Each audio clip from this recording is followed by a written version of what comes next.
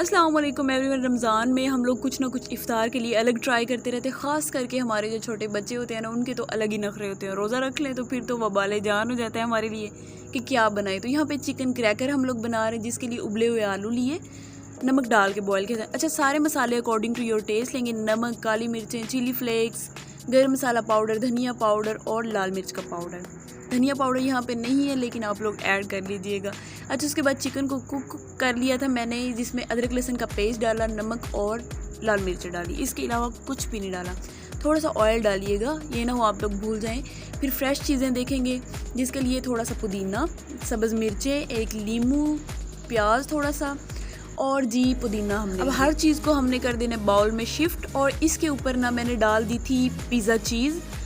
आप लोग मोज़रेला भी डाल सकते हैं, आप लोग चेडर भी डाल सकते हैं। अगर चीज़ स्किप करना चाहें तब वो भी कर सकते हैं। इसके बाद हम लोगों ने पॉप्सिकल स्टिक्स जो होती है ना कुल्फ़ी के अंदर जो लगाते हैं, वो ले ली। इसके छोटे छोटे से बॉल्स बना के ऊपर लगाएंगे, इस तरह से जैसे मैं आपको दिखा रही हूँ।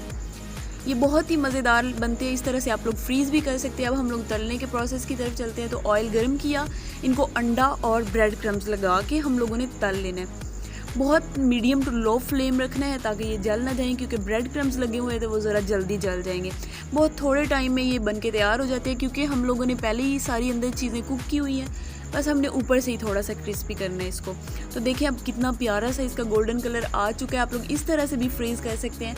आपके बच्चों को इतनी ज़्यादा पसंद आने वाली है ये रेसिपी, आप लोग खुद बहुत शौक़ से खाएँगे। देखिए चीज़ मेल्ट हो के बाहर आ रही है और इतना मुंह में पानी आता है ना, क्या बताऊं मैं आपको। इतने ज़बरदस्त से, इतने कम मसालों के साथ, कम स्पाइसी। इफ्तार टाइम वैसे भी हमें कम स्पाइसी चीज़ें ही खानी चाहिए ताकि नुकसान भी ना हो और हम लोग हेल्दी चीज़ें भी खा लें, नई नई चीज़ें ट्राई भी कर लें।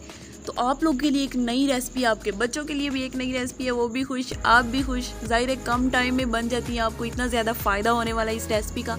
आप लोग ट्राई कीजिएगा, अपने प्यारों के साथ भी शेयर कीजिएगा और उससे पहले जल्दी से चैनल सब्सक्राइब कर लें ताकि आगे भी अच्छी अच्छी रेसिपीज से फ़ायदा उठा सके। तो जी फीडबैक ज़रूर शेयर कीजिएगा। मैं मिलती हूँ नेक्स्ट वीडियो में, तब तक के लिए अल्लाह हाफिज़।